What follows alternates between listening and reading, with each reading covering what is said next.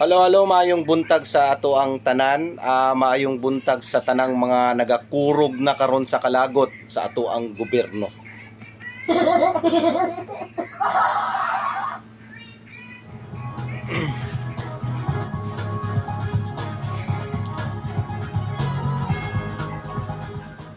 Kumusta na ang inyong mga kasing-kasing karong mga higayuna? Broken hearted bagyapon tang tanan? Tungod aning way pua sa pagkastigo sa ato ang Vice Presidente na si Inday Sara Duterte.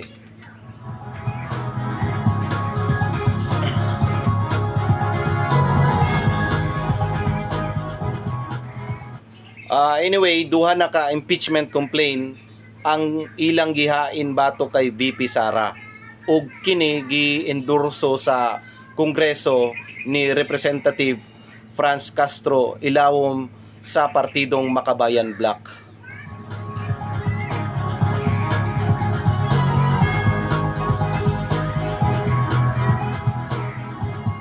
Karon pa lang ma'am, saludo na kaayo mi sa imuha. Saludo na kaayo mi sa imuhang pagkamakabayan. Kung pwede lang jud na ipatato ka namo sa amo ang igot-igot para dili ka makit-an kay makauwaw.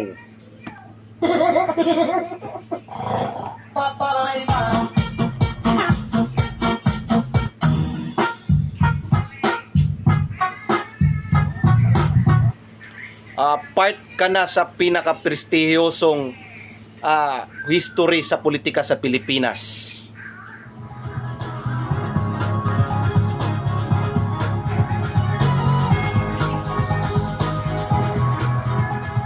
Ambot lang jud, mangambot na lang jud ko kung unsay resulta ni ining tanan. Mangambot na lang jud ko. God bless Philippines.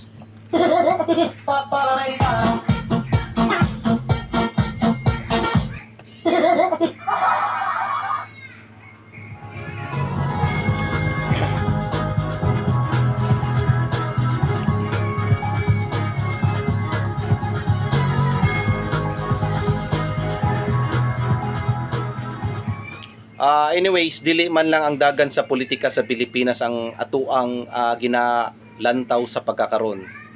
Tungod aning mga salida, ambot lang kung paunsa nako ni i-describe ning mga salidaha karon sa Kongreso. Horror o suspense o kaha drama.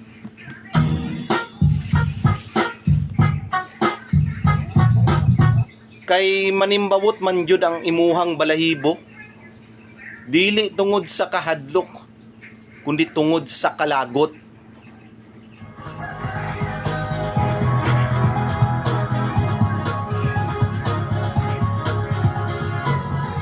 Kalagot kay tungod aning mga salidaha ni taas na pod ang inflation rate karong bulana.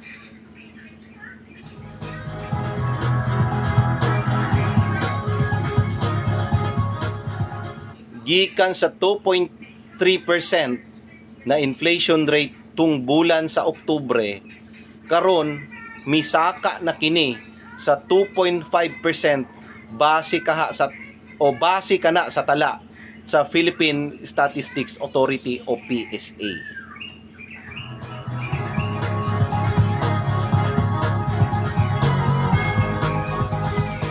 Ayuda pa more. Away sa politika pa more.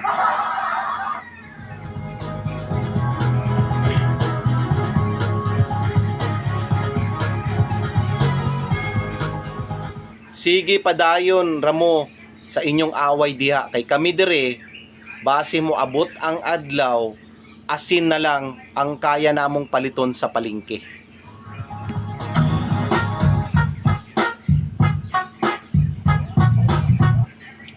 Wala na ilamasay.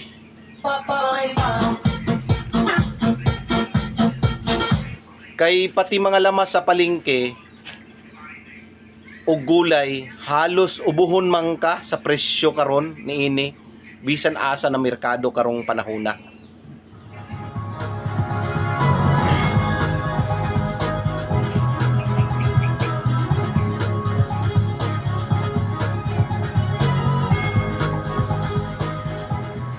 So unsa man gyud ang end game niini? Muhuwat na lang bata na magkalat na ang mga milyon-milyong mga tao sa kalsada na daw mga zombie.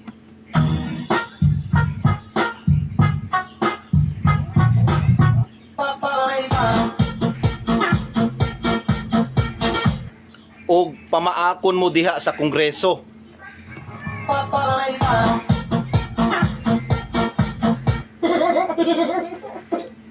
Sa bagay, dili man daw madutlan ang inyong panit, kay gahi daw kaayo matud pa sa ubang katawhan.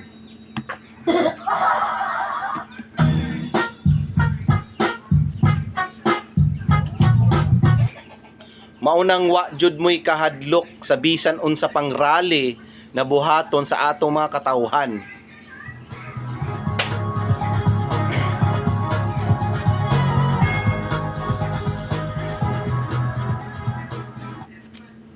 Kay nasayod ang tanan na ang inyuhang gahom, or nasayod ang tanan na inyuha ang gahom karon sa gobyerno ug pananalapi karong panahona.